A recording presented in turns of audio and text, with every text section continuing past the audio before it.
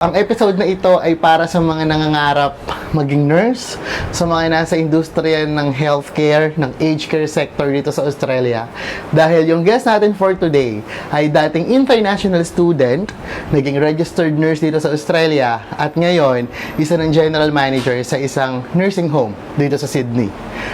Papakilala ko sa inyo si Miss Dang Francisco. Hello. Ano po yung mga tinitignan yung traits ng mga applicants? Unang-una, ang positive sa akin is if you come on time. Kapag late ka, medyo hindi ko na gusto yun. Kasi ako, di ba, very hands-on ako. Even I interview myself. Lahat ng mga staff ko sa facility ko, ako ang nag-i-interview kasi gusto ko makita yung mannerism nila during the interview, paano sila mag-react. Basta lang, yung makikita ko na nice sila. Kasi yun yung sa totoo lang, hindi ako masyadong demanding in comes to experience kasi natuturo naman yan eh. Ang pinaka-importante yung